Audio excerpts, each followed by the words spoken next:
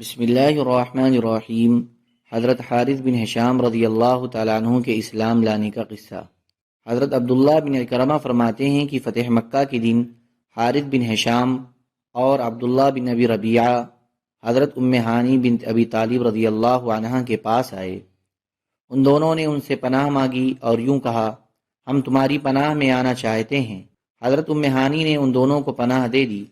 پھر حضرت علی بن ابی طالب رضی اللہ تعالیٰ عنہ وہاں آئے۔ ان کی نظر ان دونوں پر پڑی، وہ اپنی تلوار نکال کر ان پر حملہ کرنے کے لیے جھپٹ پڑے تو حضرت ام ہانی ان دونوں کو بچانے کے لیے حضرت علی سے لپٹ گئیں اور کہنے لگیں، تمام لوگوں میں سے تم ہی میرے ساتھ ایسا کرنے لگے ہو، اگر تم نے مارنا ہی ہے تو پہلے مجھے مارو۔ حضرت علی رک گئے اور ان کو یہ کہہ کر چلے گئے کہ تم مشرکوں کو پناہ دیتی ہو۔ حضرت ام ہانی فرماتی ہیں، میں نے حضور صلی اللہ علیہ وسلم کی خدمت میں جا کر عرض کیا، یا رسول اللہ، میرے ماں جائے بھائی حضرت علی نے میرے ساتھ ایسا معاملہ کیا ہے کہ میرا بچنا مشکل ہو گیا تھا۔ میں نے اپنے 2 مشرک دیوروں کو پناہ دی تھی، وہ تو قتل کرنے کے لیے ان پر جھپٹ پڑے۔ حضور صلی اللہ علیہ وسلم نے فرمایا، انہیں ایسا نہیں کرنا چاہیے تھا۔ جس کو تم نے پناہ دی اسے ہم نے بھی پناہ دی، جسے تم نے امن دیا اسے ہم نے بھی امن دیا۔ حضرت ام ہانی رضی اللہ تعالیٰ عنہ نے واپس آ کر ان دونوں کو ساری بات بتائی۔ وہ دونوں اپنے گھروں کو چلے گئے۔ لوگوں نے آ کر حضور صلی اللہ علیہ وسلم سے کہا کہ حارث بن ہشام اور عبداللہ بن ابی ربیعہ تو زعفران والی چادریں پہنے ہوئے اپنی مجلس میں اطمینان سے بیٹھے ہوئے ہیں۔ حضور صلی اللہ علیہ وسلم نے فرمایا، اب تم لوگ ان کا کچھ نہیں کر سکتے ہو کیونکہ ہم ان کو امن دے چکے ہیں۔ حضرت حارث بن ہشام فرماتے ہیں کہ میں بہت دیر سوچتا رہا کہ حضور صلی اللہ علیہ وسلم نے مجھے مشرکین کی ہر لڑائی میں دیکھا ہے، اب میں ان کی خدمت میں جاؤں گا تو ان کی نگاہ مجھ پر پڑے گی تو اس سے مجھے بہت شرم آئے گی، لیکن پھر مجھے خیال آیا کہ آپ بہت نیک اور بہت رحم دل ہیں، اس لیے میں آپ کی خدمت میں حاضری کے لیے چل پڑا۔ جب میں آپ کے پاس پہنچا تو آپ مسجد حرام میں داخل ہو رہے تھے۔ مجھے دیکھ کر آپ بہت خندہ پیشانی سے پیش آئے اور رک گئے۔ میں نے آپ کی خدمت میں حاضر ہو کر سلام کیا اور کلمہ شہادت پڑھ لیا۔ آپ نے فرمایا، تمام تعریفیں اس اللہ کے لیے ہیں جس نے تم کو ہدایت دی، تمہارے جیسے آدمی کو اسلام سے ناواقف نہیں رہنا چاہیے۔ حضرت حارث نے کہا، میں بھی یہی سمجھتا ہوں کہ اسلام جیسے دین سے ناواقف نہیں رہنا چاہیے۔ حضرت نذیر بن حارث عبدری رضی اللہ تعالیٰ عنہ کے اسلام لانے کا قصہ۔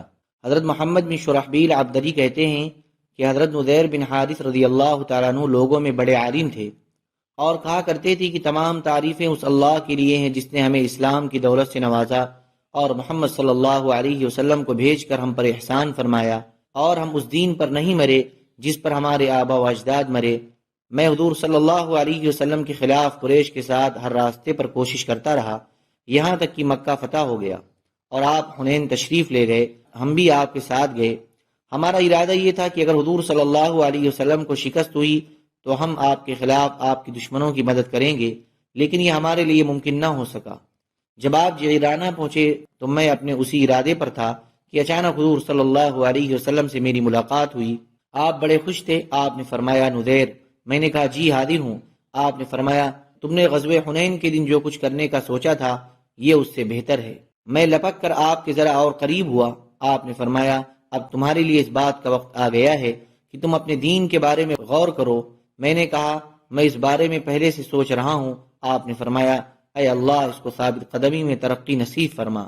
حضور صلی اللہ علیہ وسلم کی اس دعا کا یہ اثر ہوا کہ اس ذات کی قسم جس نے آپ کو حق دے کر بھیجا ہے، دین پر پختگی میں اور حق کی مدد کرنے میں میرا دل پتھر کی طرح مضبوط ہو گیا۔